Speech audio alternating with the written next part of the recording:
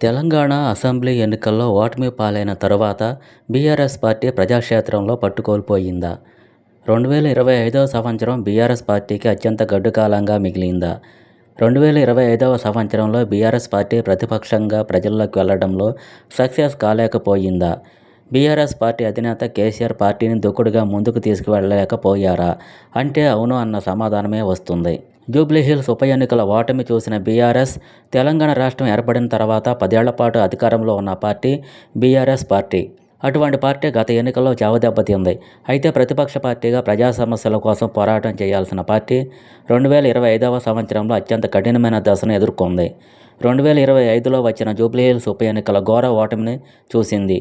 రాజకీయంగా కొత్త పరిస్థితులకు అలవాటు పడవలసి వచ్చింది.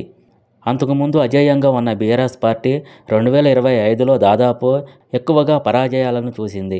2025వ సంవత్సరంలో జరిగిన స్థానిక సంస్థల ఎన్నికల్లో కూడా బీఆర్ఎస్ వెనుకబడింది. మరోవైపు పార్టీలో ఎమ్మెల్సీగా ఉన్న కవిత వ్యవహార శైలి కూడా పార్టీకి నష్టం చేసింది. కవిత పదే పదే పార్టీలో హరీష్ రావును, సంతోష్ను తదితర నాయకులను అదే పనిగా టార్గెట్ చేసి విమర్శలు చేయడంతో కవితను పార్టీ నుంచి సస్పెండ్ చేశారు. పాదయాత్రలతో కవిత దెబ్బ, ప్రజా సమస్యలపై పోరాటంలోనూ వెనుకబాటు, కవితపై తీసుకున్న నిర్ణయం కూడా బీఆర్ఎస్ పార్టీకి నష్టం చేసింది. ప్రస్తుతం కవిత బీఆర్ఎస్ను దెబ్బకొట్టడమే అజెండాగా ప్రజాక్షేత్రంలో పాదయాత్రలు చేస్తూ అవకాశాన్ని బట్టి బీఆర్ఎస్ నేతలను టార్గెట్ చేస్తోంది. ఇదిలా ఉంటే 2025వ సంవత్సరంలో ప్రజా సమస్యల పట్ల పెద్దగా పోరాటం కూడా బీఆర్ఎస్ చేయలేకపోయింది. సంస్థాగతంగా పార్టీని బలోపేతం చేయడంలో కూడా విఫలమయ్యింది. 2025లో జిల్లా, మండల స్థాయిలో కూడా పార్టీ యంత్రాంగం బలహీనపడింది అన్న అభిప్రాయం వ్యక్తం అవుతుంది.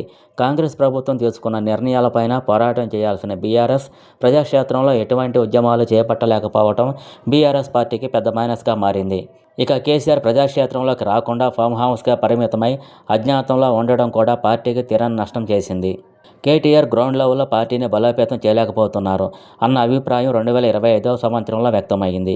రాజకీయంగా ఈ సంవత్సరం బీఆర్ఎస్ పార్టీకి పరీక్ష కాలంగా, గడ్డు కాలంగా చెప్పవచ్చు.